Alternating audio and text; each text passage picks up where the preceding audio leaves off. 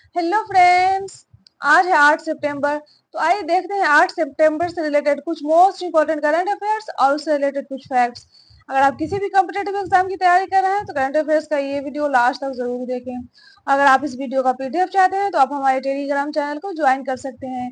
Telegram का link description में मिल जाएगा। अगर आप चैनल पे नए हैं तो चैनल को सब्सक्राइब कर लीजिएगा। तो आइए शुरू करते हैं आज का सवाल। सवाल नंबर 1 है, हाल ही में भारतीय सेना और अमेरिकी सेना के बीच विश्व युद्ध अभ्यास का आयोजन कहाँ किया जाएगा? ऑप्शन ए है राजस्थान में, ऑप्शन बी है बीजिंग में, ऑप्शन सी है काठमांडू में या ऑप्शन डी है न्यूयॉर्क में। सही जवाब है ऑप्शन ए, राजस्थान में। राजस्थान की स्थापना 30 मार्च 1949 को हुआ था और राजधानी है जयपुर। और राजस्थान के सीएम हैं भजन लाल शर्मा और राजस्थान के गवर्नर हैं हरिभाऊ कृष्णराव बागड़े। आइए देखते हैं इसके आंसर को डिटेल से। हाल ही में राजस्थान में भारतीय सेना और अमेरिकी सेना के बीच अब तक का सबसे बड़ा युद्ध अभ्यास आयोजित किया जाएगा और दोनों देशों की सेनाओं के बीच संयुक्त युद्ध अभ्यास का यह 20वां संस्करण 9 से 22 सितंबर तक 14 दिनों तक चलेगा और इसमें 600 से ज्यादा सैनिक शामिल होंगे और इसका उद्देश्य दोनों सेनाओं की अंतर संचालन क्षमता को बढ़ावा देना और उनकी परिचालन क्षमताओं को मजबूत करना है। आइए देखते हैं अगला नंबर सवाल। सवाल नंबर 2 है, हाल ही में भारतीय तटरक्षक बल ने कहां पर एशियाई तटरक्षक एजेंसियों के प्रमुखों की 20वीं बैठक में भाग लिया है? ऑप्शन ए है जापान में, ऑप्शन बी है चीन में, ऑप्शन सी है भारत में या ऑप्शन डी है दक्षिण कोरिया में।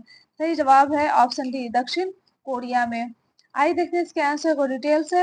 हाल ही में भारतीय तटरक्षक बल यानी आईसीजी ने दक्षिण कोरिया के इंचियोन में 3 से 4 सितंबर 2024 को आयोजित एशियाई तटरक्षक एजेंसियों के प्रमुखों की 20वीं बैठक में भाग लिया है और बैठक के दौरान समुद्री कानून परिवर्तन, समुद्र में जीवन की सुरक्षा एवं संरक्षण, समुद्री पर्यावरण संरक्षण, मादक पदार्थ, हथियारों की अवैध तस्करी और मानक तस्करी तथा भविष्य के सहयोग जैसे विभिन्न महत्वपूर्ण मुद्दों पर चर्चा की गई है। आइए देखते हैं अगला नंबर सवाल। सवाल नंबर 3 है, हाल ही में बिहार सरकार द्वारा भूमि सर्वेक्षण से संबंधित जानकारी प्रदान करने के लिए लॉन्च किए गए ऐप का मुख्य उद्देश्य क्या है? ऑप्शन ए है भूमि संबंधी विवादों का समाधान करना, ऑप्शन बी है सरकारी योजनाओं की जानकारी देना, ऑप्शन सी है शिक्षक सेवाओं में सुधार करना या ऑप्शन डी है इनमें से कोई नहीं। सही जवाब है ऑप्शन ए, भूमि संबंधी विवादों का समाधान करना। ये बिहार सरकार द्वारा किया गया है। आइए देखते हैं इसके आंसर को डिटेल से। हाल ही में बिहार सरकार द्वारा भूमि सर्वेक्षण से संबंधित जानकारी प्रदान करने के लिए लॉन्च किए गए ऐप का मुख्य उद्देश्य भूमि संबंधी विवादों का समाधान करना है और बिहार में भूमि संरक्षण का काम भूमि संबंधी आंकड़ों को डिजिटल बनाने और भूमि विवादों को सुलझाने के लिए 45,000 गांव में सर्वेक्षण के लिए 1 वर्ष का समय निर्धारित किया गया है और इसका उद्देश्य सरकारी भूमि की पुनः प्राप्ति को सुगम बनाना, भूमि संबंधी विवादों को कम करना तथा भूमि संबंधी मुद्दों से संबंधित अपराधों को रोकना। यदि भूमि दस्तावेज प्रस्तुत नहीं किए गए तो भूमि को सरकारी संपत्ति के रूप में दर्ज कर लिया जाएगा।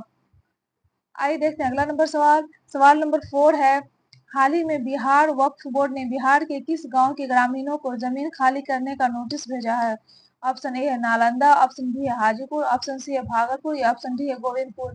सही जवाब है ऑप्शन डी, गोविंदपुर। आइए देखते हैं इसके आंसर को डिटेल से। हाल ही में बिहार वक्फ बोर्ड ने गोविंदपुर गांव के ग्रामीणों को नोटिस भेजकर 30 दिनों के भीतर जमीन खाली करने को कहा है। वक्फ बोर्ड एक कानूनी इकाई है जो संपत्ति अर्जित करने, रखने और हस्तांतरित करने में सक्षम है। यह न्यायालय में मुकदमा कर सकता है तथा उस पर मुकदमा चलाया जा सकता है। यह वक्फ बोर्ड संपत्तियों का प्रबंधन, खोई हुई संपत्ति की वापसी प्राप्ति, बिक्री, उपहार, बंधक, ऋण या गिरवी, कर्ज विनिमय या पट्टे के माध्यम से अंचल वाले संपत्तियों के हस्तांतरण को मंजूरी देता है।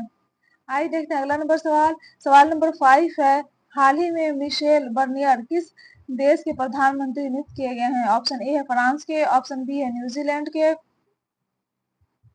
ऑप्शन सी है पोलैंड के या ऑप्शन डी है ब्रिटेन के।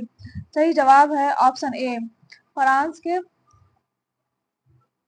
आइए देखते हैं इसके आंसर को डिटेल से। हाल ही में फ्रांस के राष्ट्रपति इमैनुअल मैक्रोन ने मिशेल बर्नियर को देश का प्रधानमंत्री नियुक्त किया है और Michel Barnier right wing Republican party के सदस्य हैं, जिन्हें कार्यवाहक प्रधानमंत्री गैब्रियल अटल के स्थान पर नियुक्त किया गया है। आइए देखते हैं अगला नंबर सवाल।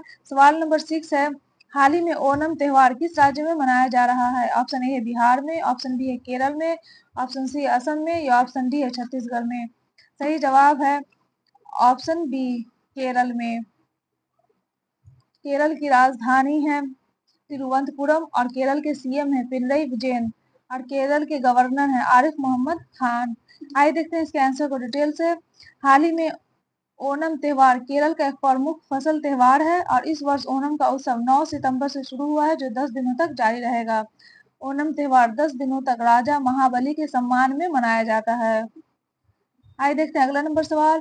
सवाल नंबर 7 है, हाल ही में 27वें ई गवर्नेंस समिट में किस मंत्रालय को पोषण ट्रैक्टर पहल के लिए ई गवर्नेंस पुरस्कार 2024 से सम्मानित किया गया है?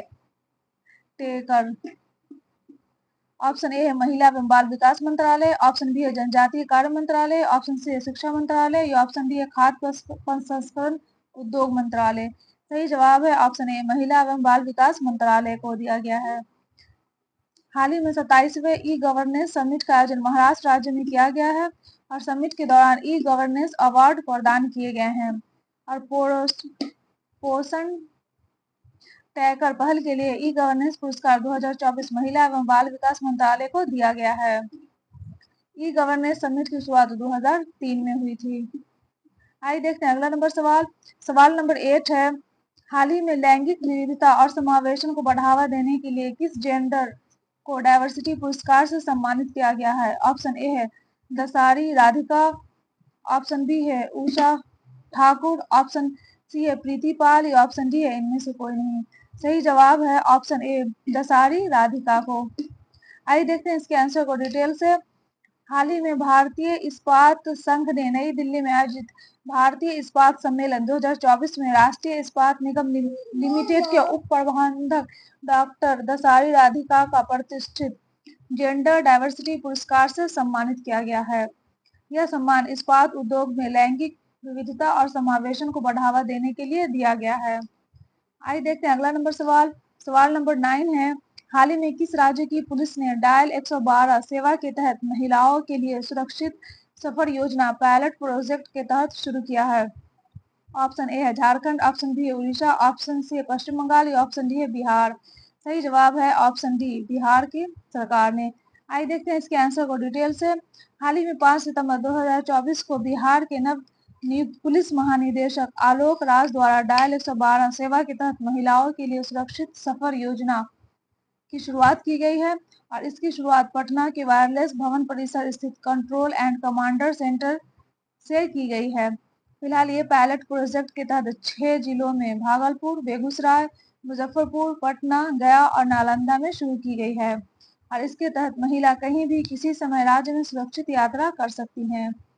आइए देखते हैं अगला नंबर सवाल। सवाल नंबर 10 है, हाल ही में पेरिस पैरालंपिक 2024 में महिलाओं की 400 मीटर T20 स्पर्धा में किस भारतीय एथलीट ने कांस्य पदक जीता है? ऑप्शन ए है श्रेयसी सिंह, ऑप्शन बी है मनु भाकर, ऑप्शन सी है प्रीति पाल या ऑप्शन डी है दीप्ति जीवनजी। सही जवाब है ऑप्शन डी, दीप्ति जीवनजी।